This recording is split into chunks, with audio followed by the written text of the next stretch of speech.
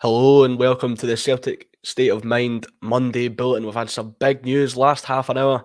Brendan Rodgers announced as new Celtic manager. Brendan is back. There's a lot of big questions that we're going to be covering in this hour-long broadcast. One of the big questions is how will the fans react? We've got everyone in the chat. You're always getting involved. We want you to get involved. Give us your thoughts. Give us your opinions. We'll bring up some of your comments over the stream over the course of this broadcast. But a 3-year deal. We'll go through some of his quotes from the Celtic website now. I'm really delighted to return to Celtic and I'm hugely excited by this great opportunity. When I was given the privilege of being asked to join the club again, it was a very simple decision for me and my family. I've enjoyed some great times at Celtic before, and this will be my goal again, to deliver good football, ensure we have a team we all love to watch, and ultimately bring more success to our fans. The club is in fantastic condition at all levels. I'd like to thank the board for putting their trust in me to take the team forward. We'll work very closely together as we strive to bring that success to our supporters. Let's get to work.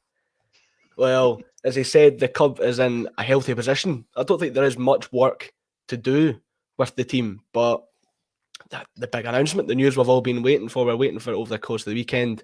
And it's finally been announced. Kevin, what's your thoughts? I haven't really changed for last week. I think he's probably been on the right flight. He's probably came to the right place, but there's still a big suitcase. He is trying to get that 20 kilo bag on a Ryanair flight for me. There's still a lot of emotional baggage there that probably needs to get worked out, and it'll only get worked out over time. How to appoint a manager? You go to the top of your list of your gettable managers and you work your way down. And Rodgers was probably very, very top of that gettable list.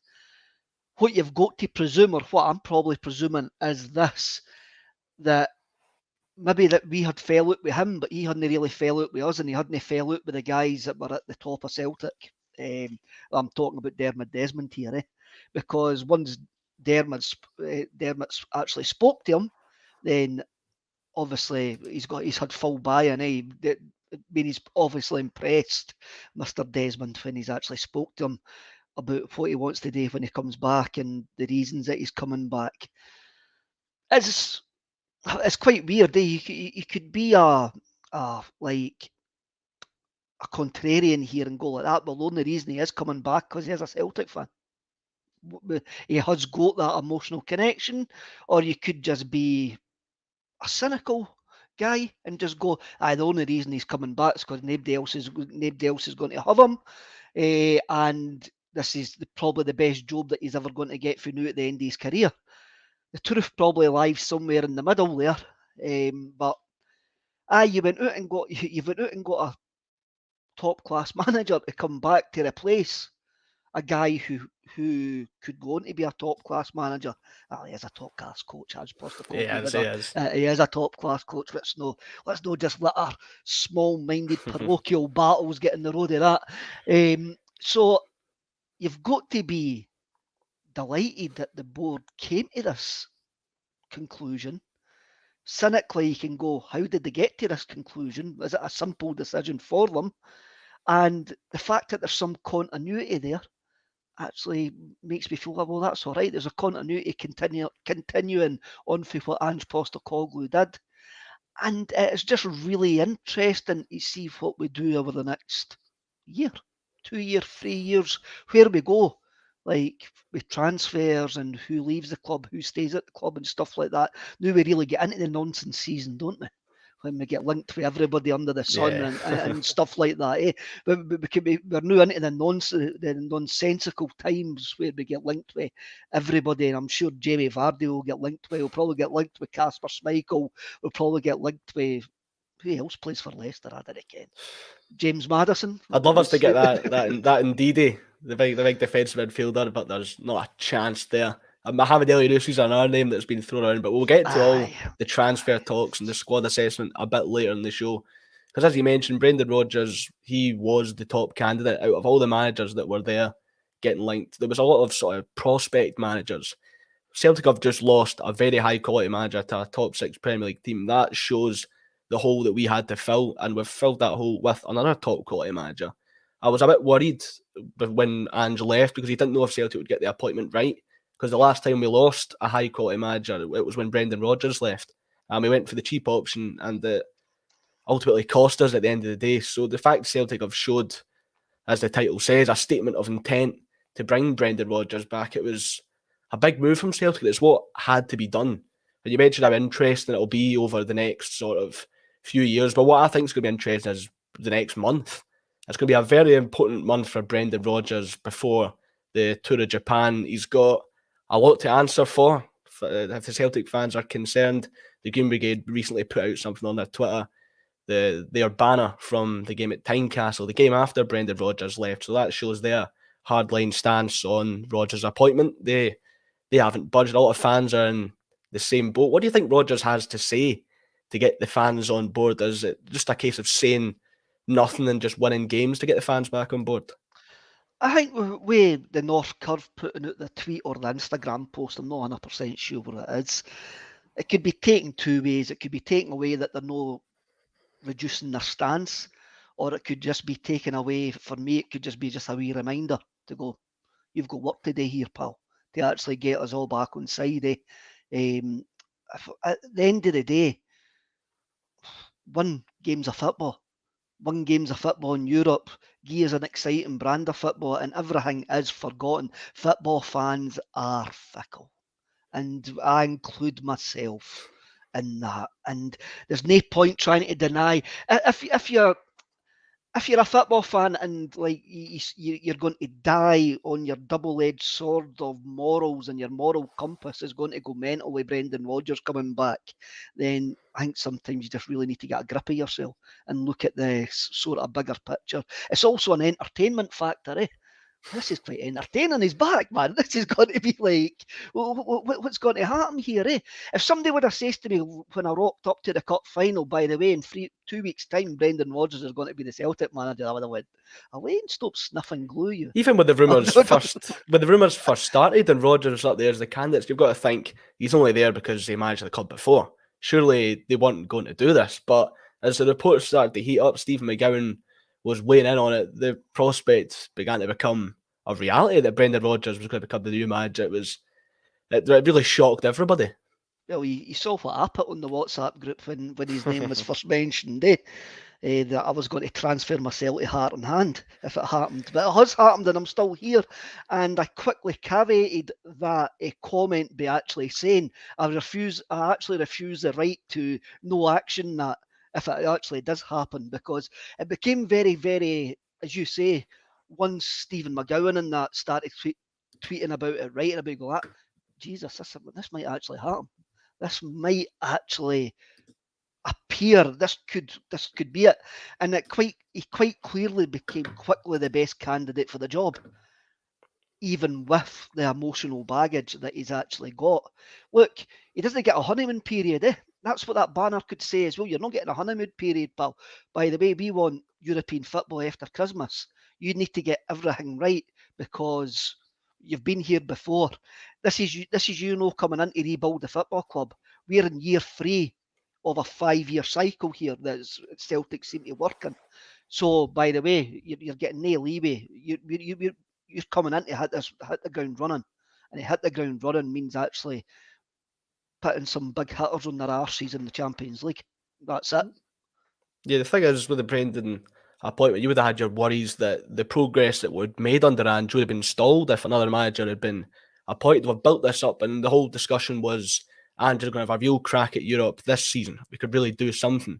So if we got the appointment wrong, that could have all been thrown up in the air. And as much as Brendan might not have done amazingly in Europe, no Celtic manager's done amazingly in Europe in God knows how long. So I think Brendan was the right appointment to push on, replace the top class manager with the top class manager. And you made a good point about the bigger picture as well. You've got to look at it. Celtic, they really had to push on.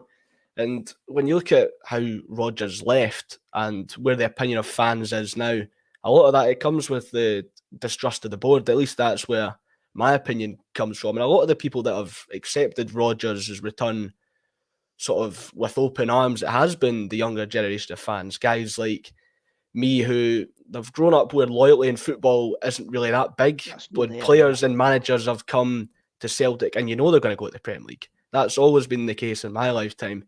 So I feel like that's why I've sort of been so accepting of Rodgers' return and so accepting of Ange's departure, loyalty doesn't really exist in football anymore. I think also as well the way Ange departed has probably paved the way quite smoothly for Rodgers to come back in with large areas with the Celtic support. I mean, look, I can never welcome him with open arms, and I'm still going to be the old cynical middle-aged fart what I'm at. And he's got today, as I say, he's got to hit the ground running for me. But I understand that my opinion means nothing. There was only one guy's opinion that actually meant anything, and that was Dermot Desmond. And as soon as they two talk and he went, I'm coming back, then my opinion doesn't actually matter. I just want to see my football club do well in Europe. I've says I want a European final, and I didn't want to go and lose a European final. I want to win a bloody European final. I've lost a European final. I've won Scottish Cups. Well, I haven't won Scottish Cups. I haven't been on the pitch to win Scottish Cups and leagues and all of that. But I know for a fact that if we didn't win the League Cup this year, like some folk will see that as an utter disaster because we've made winning trebles seem normal, right? So right away, folk go, we need to do a treble. We need to do a treble. It doesn't need to do a treble. If we lose the League Cup, right? I know for a fact, and you know for a fact, you'll see Celtic winning a League Cup before you pop your clogs. I want Europe, and hopefully this decision's been made with Europe in mind. And I've been saying that for ages, and we've kept the continuity. We've got to keep the markets that we're in now.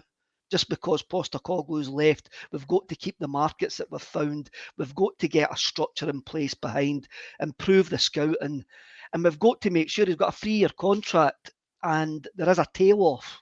It's been seen everywhere that he's been. There's been a tail off against certain ways when certain signings and stuff like that. And we've got to get everything right, especially if we are going to spend a bit of money. And if we are going to spend a bit of money, James, then everybody's quoting strange figures. Everybody's quoting 35, 40 million pound and rubbish like that. Maurice Jens went for 8 million pound. 40 million's not going to get you a lot. You think It's like you look at that guy Ruben Neves has just left Wolves to go to Saudi Arabia for 47 million pound, right? 40 million is not going to get you the elite level player. 10 million's not going to get you an elite level player. It'll get you a great player to come and play in a backwater league, which we are, but we're still miles and miles away from getting that elite level player, even though spending 35, 40 million pounds in Scotland, which I'll need to see it to believe it, actually, because there's wage bill considerations and all of that. You need to see it to believe it. Aye, it's a big spend in Scotland, but in Europe, I mean, I think Nottingham Forest probably bought a reserve goalkeeper for 40 million pounds or something like that. But it is where we are. It's the market that we're in, and Brendan knows that. We can call him Brendan again now. Yeah, but we're on a first name basis now. We're back on first name terms. Ange's now Postecoglou and Brendan Rodgers. Angelos. He's Angelos Postecoglou now. We'll go with Sunday name. But you mentioned Europe. Do you think that's got to be the benchmark then? Because it was the expectation for Ange was to push on in Europe. We've replaced him with the top class manager, and he's apparently bankrolled with £30 million. Do you think if there's no European football after Christmas, or even if we were to drop down to the Europa League, if we don't make it past the first knockout round of the Europa League, do you think that would be seen as a failure in Europe? You're getting a manager in who's done it domestically. So obviously he's coming back to go, I've got unfinished business here, and my unfinished business is actually in Europe. He's got no unfinished business in Scotland. And we can shout at Postecoglou all we want. Angelos Postecoglou had no business left in Scotland. But he was getting offered a top 6 job in England. And that trumped the Champions League. It really did trump the Champions League for him. So, you've got to say that Rodgers is coming in. And I remember when Martin O'Neill came in. And O'Neill says, it's Europe. But when you go back and look at that time, O'Neill always spoke about Europe. He spoke about Rangers being the benchmark, but he was talking about this club needs to progress in Europe. And I think that's where Rodgers will be. We need to win a knockout tie, man. I think you were probably one the last time. Or were you born the last time we actually won a knockout about tie? 9 months old, You're maybe. 9 months. That's ridiculous. Absolutely ridiculous. We've been a laughing stock in Europe for far too long. It's about time we came serious again. And to become serious, you're talking about either the last 16 of the Europa League. Yeah, you're actually talking about winning a knockout game. We need to win a knockout game, and we take it for there. And that's what I would hope that we actually do this season. Yeah, that'll be And Europe after Christmas and win a bloody knockout game. yeah, Let's go that'll for be it. the fans' expectation. You've got to think it would be Rodgers' expectations as well. As you said, he's won everything in Scotland. There's Aye, he's nothing got really nothing to left for prove him to do. domestically. That's a plus for Rodgers if he wins. The fans want to see some progress in Europe. It's been a long time coming. We've seen failure after failure in games we should have won. We should have been beating teams like Copenhagen. We should have been beating teams like Bodo Glimt, but we didn't. So you want to be seeing that progress. But everybody's getting involved in the chat. We've got Tim Ain on. He has to say something, acknowledge what happened, explain, apologise, and be sincere. Then we can all move forward. Les Watts weighing in here. We really need to revolutionise our recruitment and development at youth level, trawl the world for talent, and invest in top coaches. Well, we saw what Brendan Rodgers done with some of the younger players at Celtic. Kieran Tierney, an example, he really helped push him on. I know it was Dyer where Tierney got his chance, but Rodgers really helped push him on. But I want to go back to the reaction to Ange leaving compared to when Rodgers left. Rodgers, he was painted as a villain because of the way he left the club. He left us sort of high and dry, and now Ange has been painted with the same brush. Do you think it's right to vilify Ange in the way some fans have? I'm not too sure because he's left the club, as Brendan mentioned in his quotes, in a healthy position. The connection between the fans and the team is as strong as it's been for years. And there's just such a positive atmosphere around the club. You thought that Brendan coming in maybe would have created a bit of toxicity. It's created some sort of divide. But the fact that we are talking about progress in Europe next season shows the position Ange's left the club in. Do you think the fans were sort of right to sort of tarnish Ange with the same brush that they tarnished Brendan with? No, because we look at things for an emotional way, and we didn't look at things from the way football players look at things. And right, I've had a bit of banter. We're calling him Angelos Postecoglou, and I'm supporting England in the Ashes because he's went away and left me and stuff like that. And that's the level of my pettiness that I'll actually do. And I'll maybe have a laugh if Tottenham get beat. But I want him to do well. I really do want him to do well because he seemed like a big genuine chap. He done the same to us as what he done to Melbourne Victory, and he was on his career was on an upward trajectory, and we couldn't hold on to that. Yes, we probably would only another year out of him anyway, and that's so. The fact is, we haven't got another year out of him. We've actually went and got a top class manager who who the last 3 years, 84, had two fifth place finishes, won an FA Cup and won a Community Shield with a club whose fans rustle crisp papers. So, like, aye, bring it on, bring it on. I'll deal with my petty emotional baggage as the season goes on. But if I was Brendan Rodgers, a script writer, which I'm very glad that I'm not, his first thing I would say would when he walk onto the steps of Celtic Park or outside the steps of Celtic Park and says, "I'm sorry, I've been a dick. I'm here to finish what I've started. Well, I'm here to finish what I started," and that's it. And we would all go, "Yes!" and move on. Well, he's got his "let us get to work." That seems like Let's the get to new work. the new we never stop. It does have the same sort of ring to it, but It's we'll a see if that catches continuation. on if we get it on a t-shirt at the end of the season if we win the league or something. But I wasn't as annoyed at Ange because you could see it's a top job that he's got. Spurs were in a Champions League final a matter of about 4 or 5 years ago. They've not got Champions League football now, but Ange has been tasked to take them back to that level. And as you mentioned earlier in the show, he'd done everything then there was to do in Scotland. So he's got to go to England now, and if he wants to push on in Europe, because he's not going to win a Champions League at Celtic, if we're going to be brutally honest.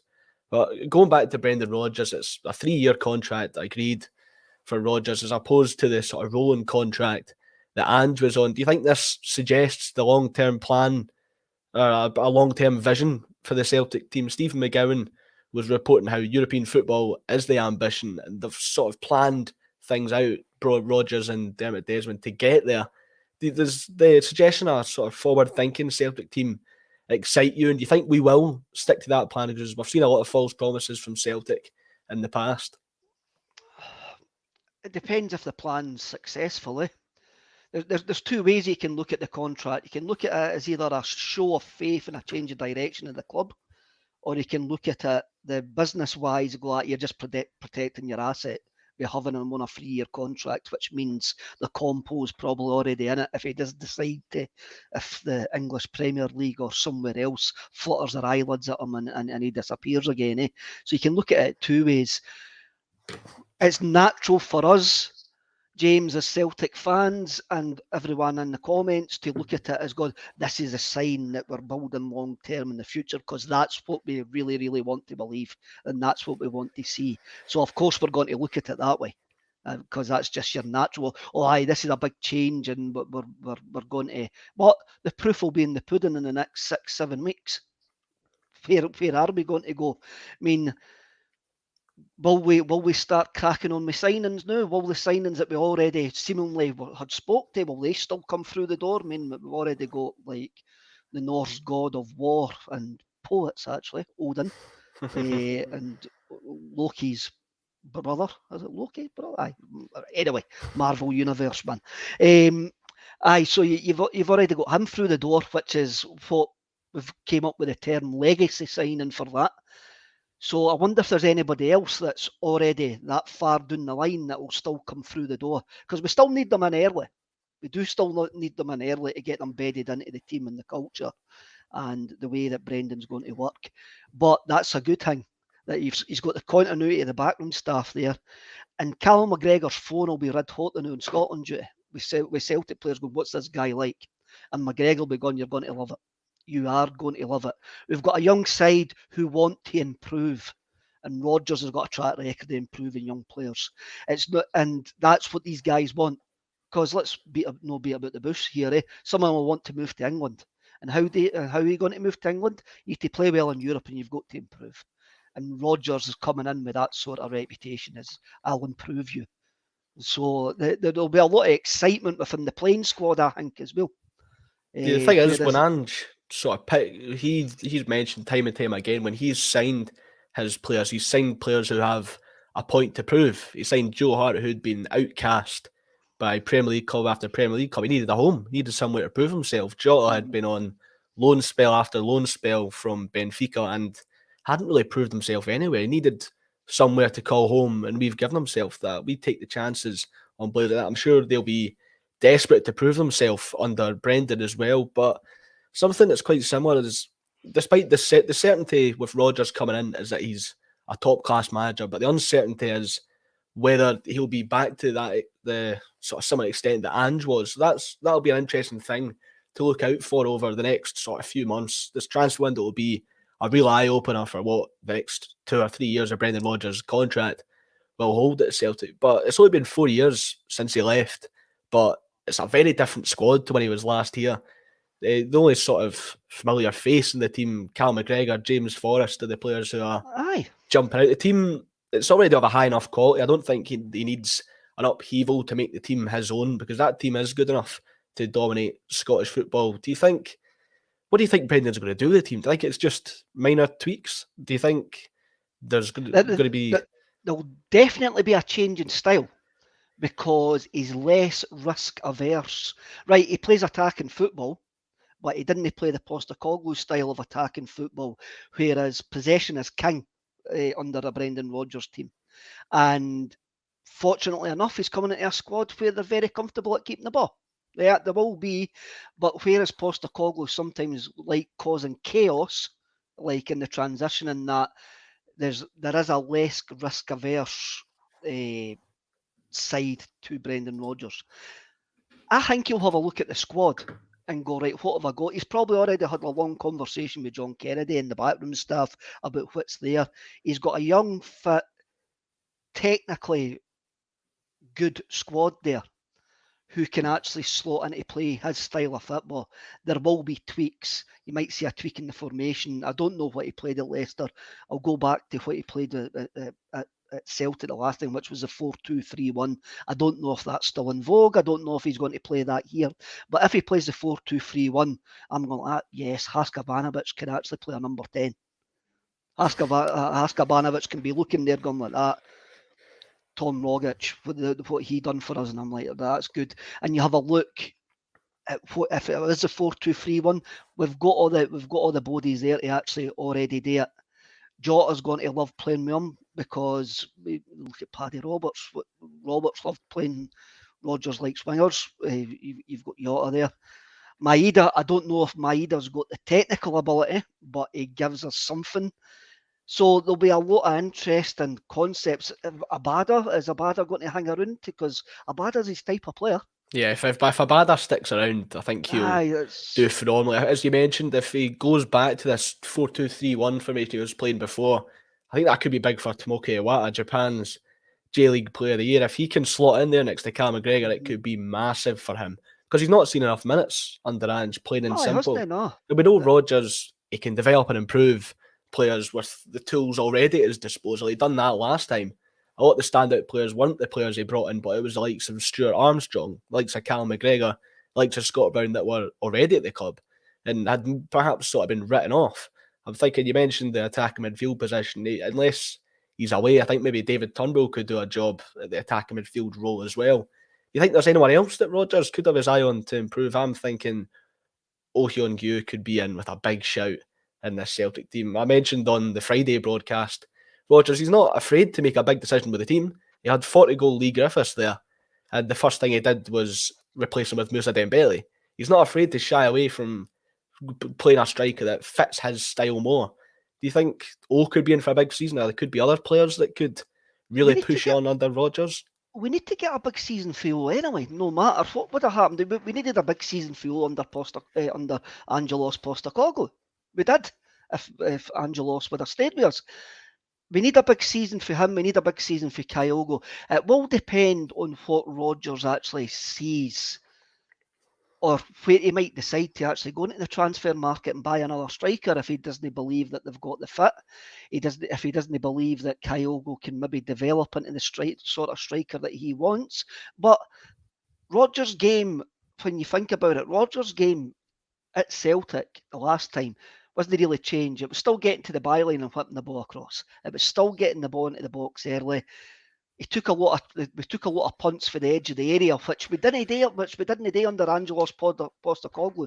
How many goals did Stuart Armstrong in that score from outside the box? So you might see, if you're at the edge of the box, you're taking a strike. We're not going to try and walk the ball into the back of the net, but the purpose will be the same. You try and get in behind the defence, and Kyogo's already shown that he's brilliant at actually finding that space in the box. So it will be. The first couple of weeks are going to be interesting. I mean, we're going to be having a look at these pre-season games, trying to find if he's going to change the inverted fullbacks and all of that. But then you look at the inverted fullbacks. Greg Taylor is now one of the best players that we've got at the club as a left back. And I'm talking about mentality-wise as well and experience-wise in Scotland. So Rodgers will probably be looking to him to be a leader on the pitch as well.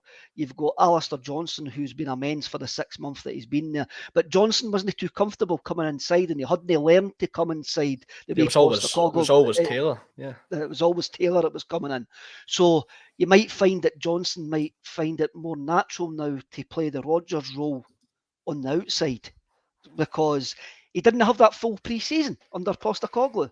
And so it'll be interesting for the fullbacks to see what actually happens to them. Interesting for the wingers. It's really interesting for all the squad, but I'm really, really pleased that Rodgers is there, because there's guys in that squad who'll be talking to Callum McGregor, will be talking to James Forrest, and they'll be going, this guy will improve you. This guy will improve you as a football player. And the fact that Kennedy and that's there as well. Whereas before, when Rodgers left and we appointed Neil, I think some of the foreign lads had doubts that Neil Lennon could improve them as football players. I think the only sort of non-Scottish player that Neil Lennon did improve, I think, was Odsonne Edouard. I don't know if that was just because of the quality Edouard already possessed. He just needed to play football and he would show how good he was. I think Edouard did step up a level under Neil Lennon. We've got some more comments coming in here. CJ7, I'm glad our board went with Brendan. Blaise Watts, Jota is an uber Brendan player, so is Abada. Sean Slevin, Harry Kewell and all the backroom staff are staying. Surprised at Harry Kewell staying. I want to go on to the backroom staff. Dermot Desmond, they made a personal intervention to prevent John Kerry from going to Spurs.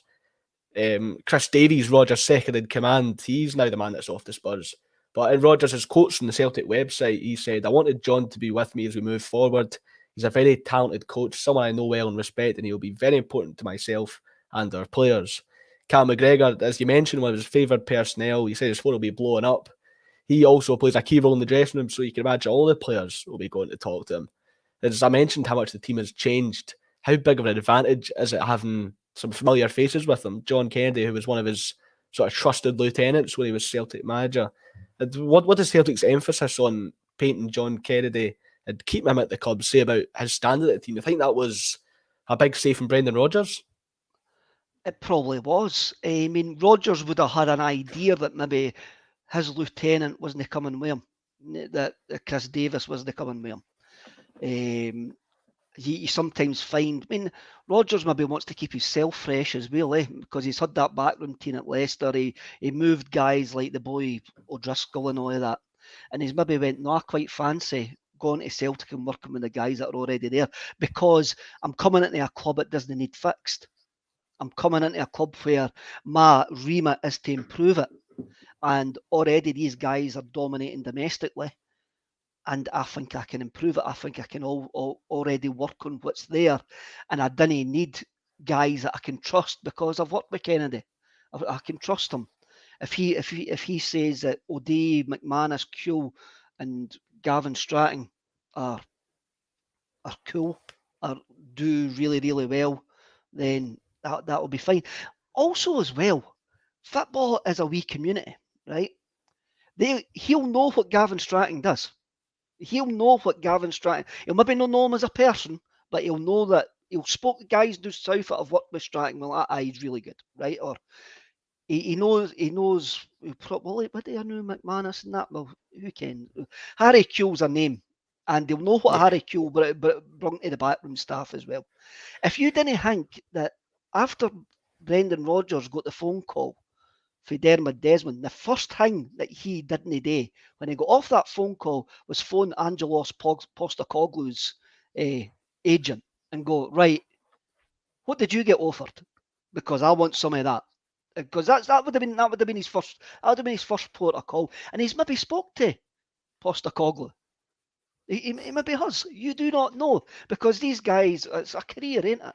So he maybe spoke to Postacoglu and went, "Well, you're not getting John Kennedy, and if you're taking my main man, I'll fight you for him down the docks next Monday at 12 o'clock." But these things just didn't happen.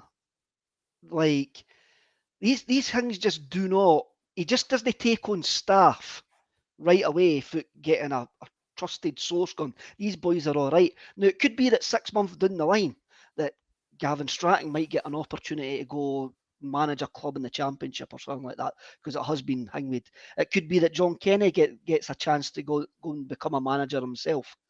That may happen. It may be that Rodgers, after 6 months being in, 69 months being in, might go, I fancy a wee shake up here, because I just fancy moving it about. Because what you've got to remember as well, players get bored of the same voice all the time.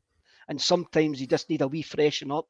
Sometimes you see it with clubs, you go like that. Why is that guy moving on? It's because you need that wee freshen up. You need somebody else's voice to come in there. And it's not to say that Rodgers may not change the backroom staff in 69 months, but he must be obviously happy with the continuity factor here. And us as fans, and me as fans, has got to be as happy with the continuity factor here. This is no ripping it up and starting again. This was one of the reasons I was quite happy when we were getting linked with Maresca and guys like that, because there would have been a continuity factor there. And Rodgers is keeping that continuity factor, but the fact is we're getting a top class head coach coming in, who the last time he was at Celtic Football Club raised the standards. And every player says that he raised the standards to Premier League elite level.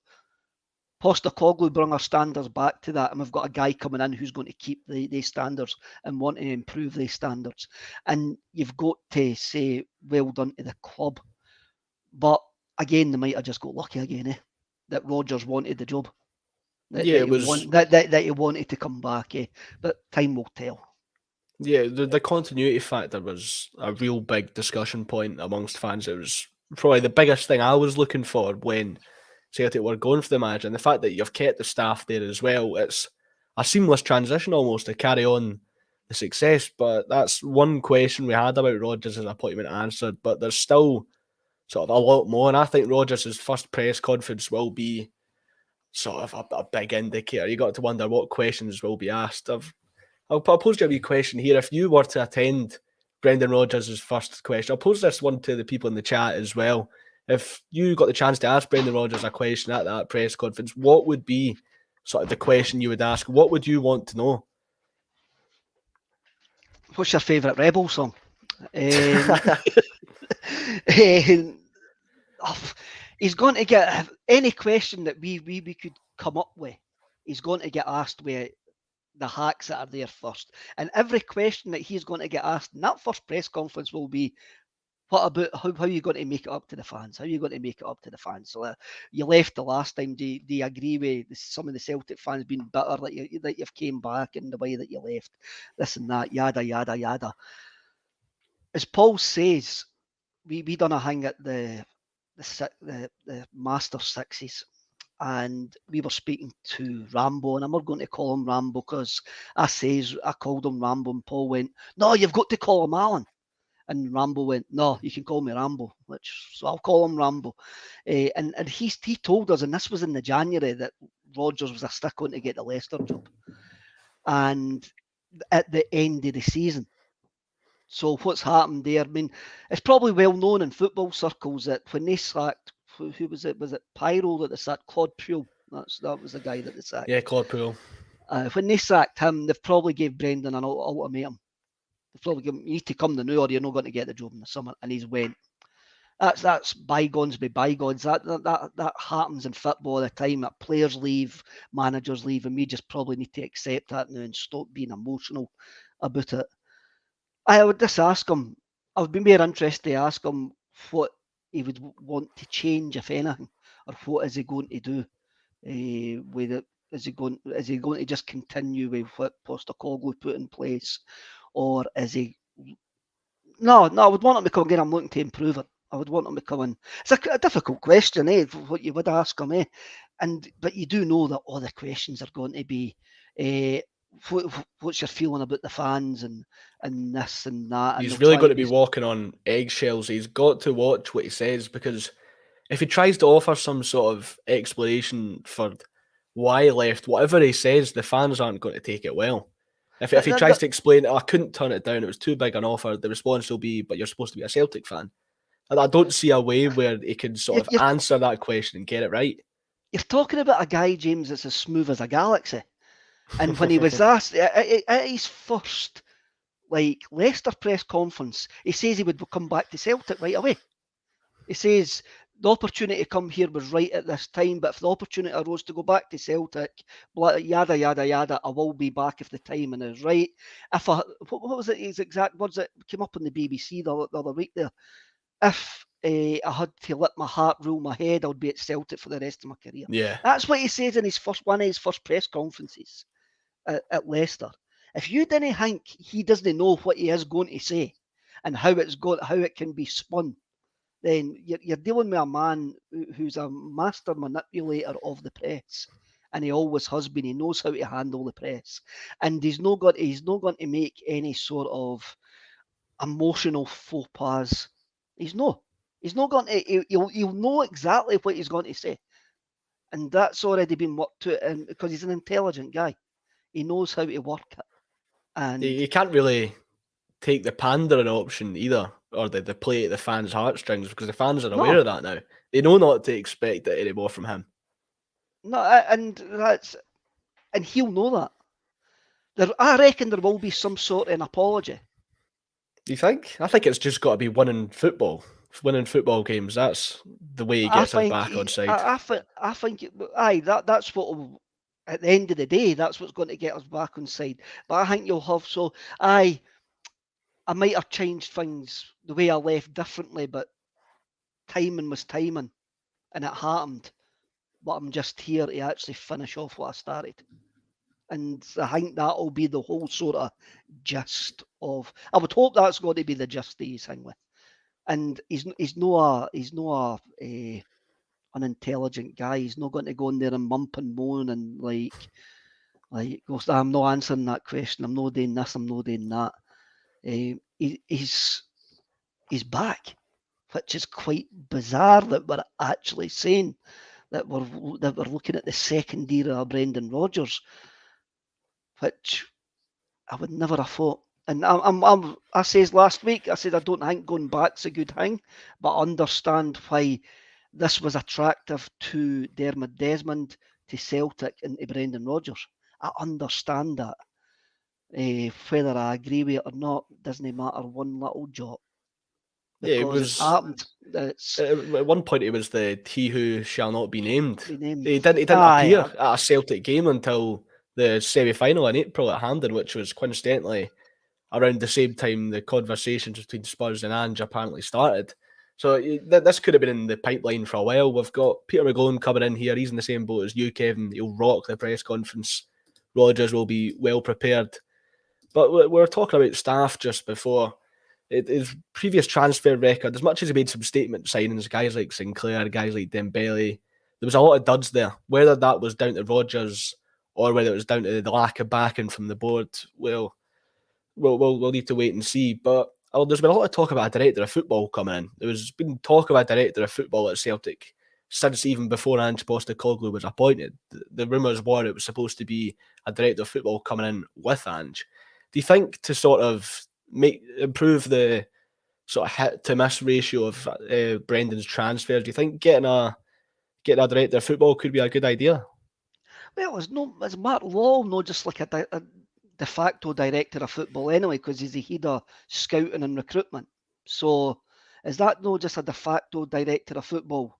Like it's guy that's in charge of the scouting and recruitment department, right? Obviously, I think a director of football's maybe got contracts and like, I will give that player a contract. No, we'll let him go, blah, blah, blah. And I think that's where it is. But I think the most important thing is that you get the sports science, the scouting, and also the analysis stuff. And that doesn't go anywhere when your manager leaves, because a manager only leaves if you've been absolutely rubbish or he's doing well and he gets poached for a bigger job. And we have to be big enough and man enough to actually say it's a bigger job in the English league. And that's it. We play in a football backwater, and the English league is always going to hold sway for somebody that's got any ambition whatsoever, or the European leagues or anything like that. So as long as that structure's all doesn't get ripped up, and this is where a lot of folk didn't like Brendan the last time because he took everything with him. But then again, I'm going, well, that's Celtic's fault. That is Celtic's fault for not having that in the first place, and even I think by the time they got to the end of Lenny's time, I think the sports scientist guy left, and we didn't have a sports scientist boy for about 4 or 5 months until Angelos Postecoglou came in. And he went, well, you not got a sports science guy. And what do you mean you haven't got one? What do you mean you only want to appoint one? You need about 3 or 4. That has to get built up and built into the structure and the fabric and the bricks of the club. And a director of football is maybe just a label. But I think Mark Law's probably a de facto director of football. What you didn't want is your chief executive starting to play director of football. Like going, instead of signing Castagna, we'll give you Marion Swed, or we'll get somebody else. We didn't want that. Tollian. We didn't want that to actually happen. You want the manager to have the final say, and also as well, right? Apart from the players for the Japanese and the Asian League, how did we scout all the rest of them? All of them came from Postecoglou's wee black book.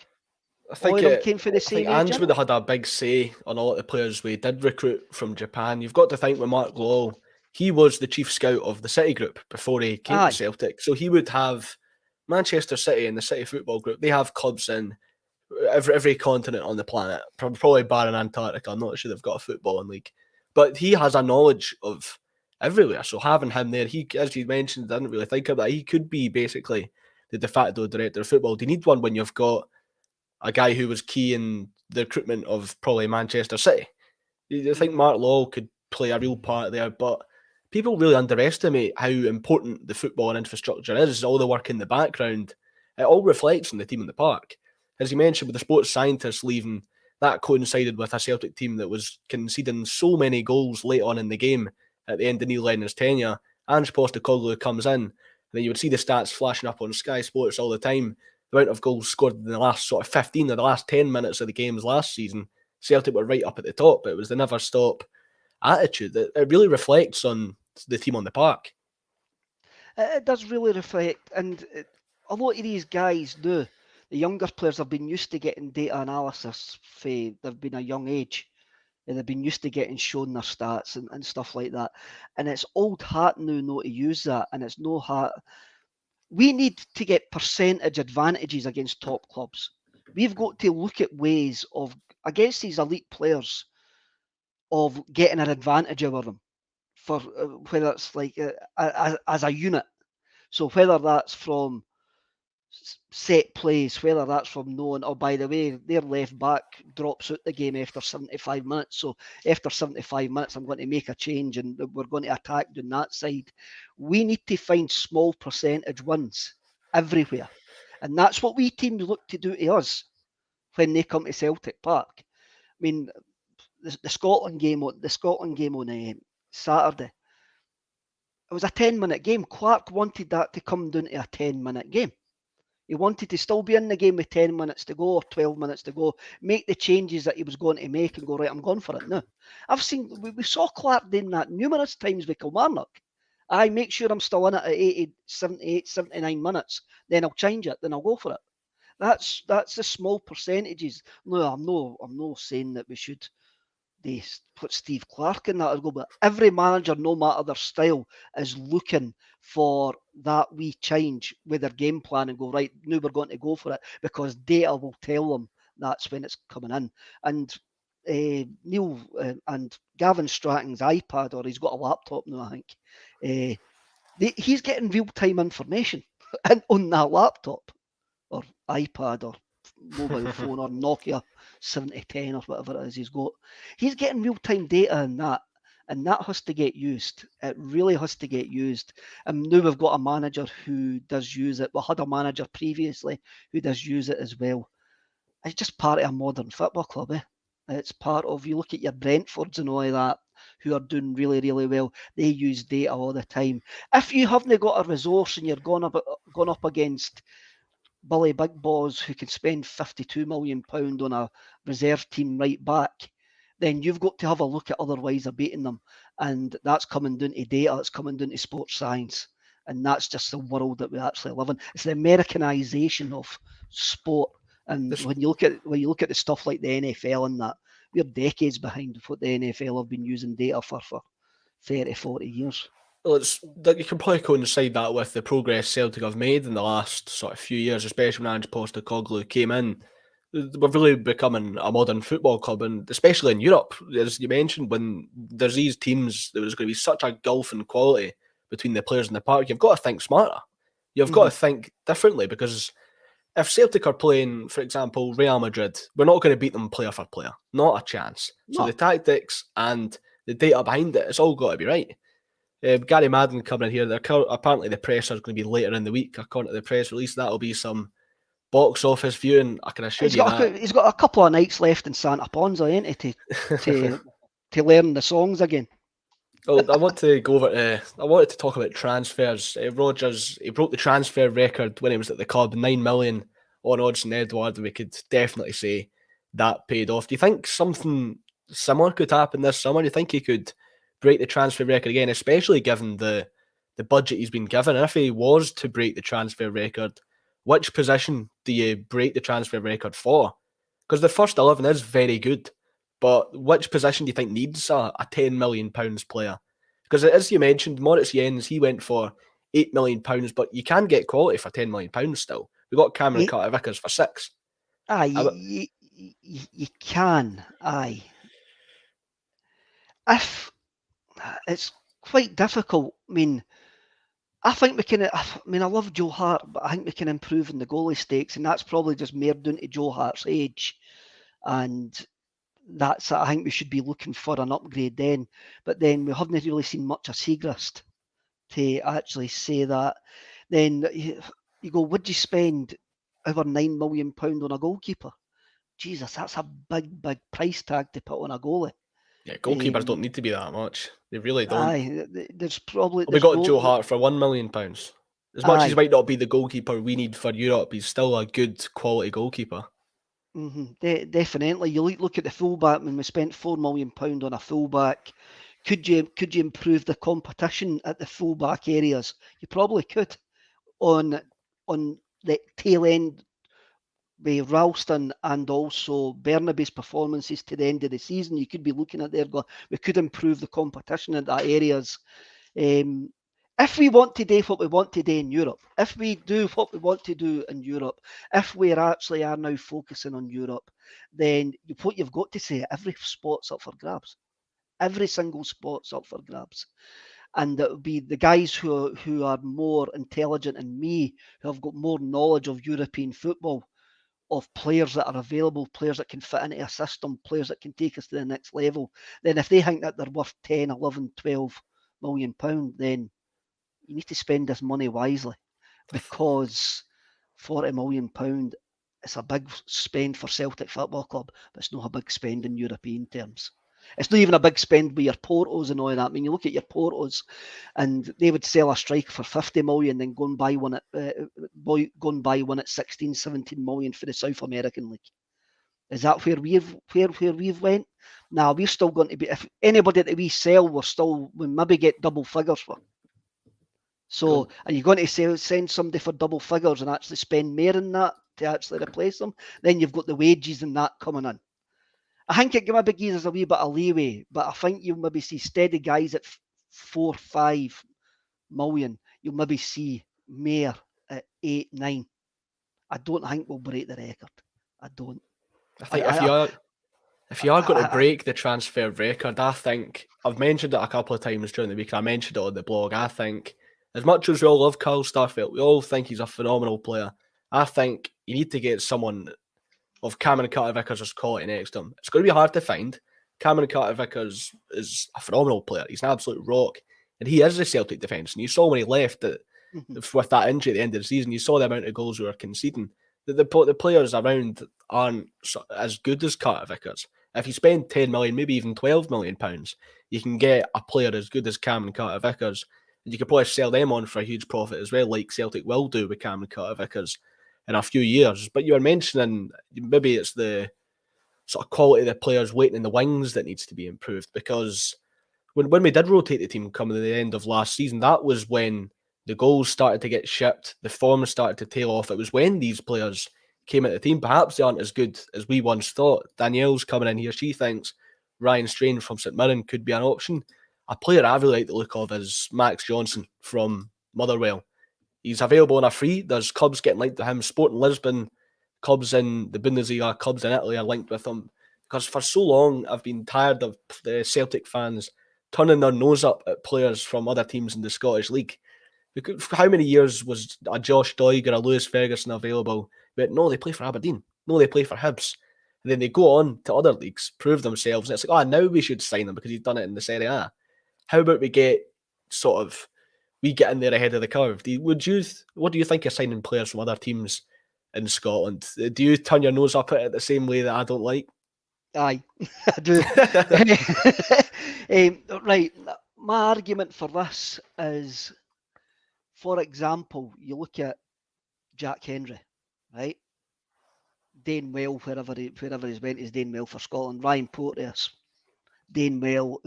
There's a certain glare when you play for Celtic, right? And you've got to win every single week. These guys have went places and developed under less pressure than what they would be at Celtic, right? You look at the guy, Jamie McGrath. Is it Jamie? Yeah, Jamie McGrath. Right? Yeah. Went to Wigan. I watched him at St Mun. Thought he was a fantastic player at St Mun. Stood out like a surfer. Went down to Wigan. Didn't really happen. Went to Dundee United. Ended up getting relegated to Dundee United. I think he only scored one goal for Dundee But United last season as you well. looked at him when at the start of last season. I remember the game against was it AZ Alkmaar they played in Europe. Yeah, He was the best Dundee United player on the pitch. You could say, "Oh, you only be there wrong." Well, who was the guy they signed for Man United? Dylan Levitt, Oh, 500 Dylan grand I Lever. think they paid for him. That's the guy that I'm talking about. He stood out like a sore thumb in that Dundee United side, eh? But he's not going to be playing in the Scottish Championship, right? You look at fair play to these guys like Ferguson and all of that going abroad. I think these guys are better going abroad. They've developed. John McGinn wouldn't he be the John McGinn they knew if he hadn't moved to England? He would be a completely different player if we had managed to get him. Would he be better? Who knows? We can't argue that question. But when these guys go away and they go to a different culture, different clubs and all that, it's that club that makes them that player. It's no who they were when they left. It's that club that makes them that player. And that's why I think Scottish football's its pants. I really do. I think there's a lot of dross in Scottish football, a lot of bad managers in Scottish football. And that's one of the reasons why I didn't think that we'll break a transfer record. Because guys that are maybe going to go between 12 and 15 million pounds will look going, I'm not going to play Ross County. I'm not going there. Unless Musa they see Dembele did. Odsonne Edouard did. They did, aye, but then Musa was... There was a bit of a difference with Musa. He was a really, really young laddie. A really, really, really young laddie, and so was Edouard. Edouard was never going to get a game for PSG, and he was also damaged goods for shooting guys with air guns. And yeah, even his loan, he had a loan spell before he came to Celtic at Toulouse, and I don't think he scored a single goal in about 20 games. It's the same with managers, and I hate saying this because it's my football club. It's the same with managers, it's the same with players. Players either come to us because it's a step up and it's a move to somewhere bigger, or they're damaged goods and they need to come back and sort their reputation out. And that's the guy. Even though we've got a seemingly big, massive, like Scrooge McDuck swimming in a big vat full of used pound notes, there's only a certain level of player will come to Scotland, and it'll be guys that need developed, or be guys that need their reputation salvaged. And that's how I don't think we'll beat our transfer record, because when we've signed Edouard to now, Scottish football's got worse. And it's not a big sell. You look at Jota. Jota came to us because he wasn't going to get a game at Benfica. He came here on loan, absolutely loved it. And he went, I'm going back there because I'm loved there and I'll get a couple of good years there. And I'll progress as a football player. I've got a coach there that'll progress me as a football player. Cameron Carter-Vicker had more had more clubs in Jordan before he actually came here. So there's a certain level of player. Should we carry on the philosophy that we had with Ange in the first place then, when we're signing these young players that have a point to prove, players that need a home? It's the only philosophy that will come to Scottish football.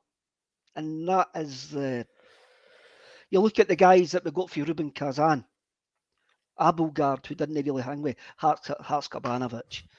That was an opportunity presented themselves for them to get out of Russia. And they took it. Abelgard, I didn't think he went back to Ruben Kazan, or is he back in? I think he went to Italy. He was at a team in it. I think it was Hellas Verona. Verona in Italy. Well, that's a thing. We brought in Celtic were linked with a defensive midfielder the entirety of last summer. It was Vinicius Sosa from the Belgian league. He was the main man linked. Aye. Then he went over to Spain and done well. So when we got in Oliver Abelgard, he was the defensive midfielder we signed, and he did nothing. And now Tomoki Iwata could be the man to step up in that role. That's my hope. But we were talking about Musa Dembele just a wee second ago. That was a player who came from Fulham in the English Championship. And that was Brendan Rodgers using his knowledge of English football. Ange Postecoglou had a favoured market he was familiar with. That was the Japanese market. Do you think Brendan will be dipping into the market down south, or do you think it's too saturated? Are we priced out of signing some of the quality players from down south? Even the teams that have went down from the Premier League, these are teams that have still spent 30 million on these players. And they might be looking to ship them off to make some sort of money back. They might be, but then again, when you look at Dembele, Dembele was basically nearly signed for Tottenham for £6 million. He was 18 at the time. Celtic nipped in there and paid a development fee for him. But Celtic were already speaking to his agents before Brendan turned up. So there was already contact there. I don't think we'll look at teams that have been relegated. I think what we'll maybe possibly look at is the Chelsea and the Man City academies and see what players they've got there. I think that'll be a market that we start looking at again under Rodgers. Maybe It's worked before. It has worked before, but I think it's an expensive market to go into. I think it's really expensive. If you can get the players that have a point to prove, someone like Jason Denayer, someone like Jeremy Frimpong. Jeremy Frimpong is going to be a real quality player. He's going to go for loads of money, but that's his hit at our mark. It's flown by. We've had the big Brendan Rodgers news, and that's really carried us over this entire show. Thank you everybody for getting involved in the live chat. It's been a great show. 1,600 of you in attendance. There was 300 waiting before we came onto the live. So thanks everybody for sticking with us the entire show. Be sure to hit the like button if you enjoyed, and please hit the subscribe button. Thank you very much from me and Kevin Graham, and we'll see you tomorrow for the Tuesday Bill.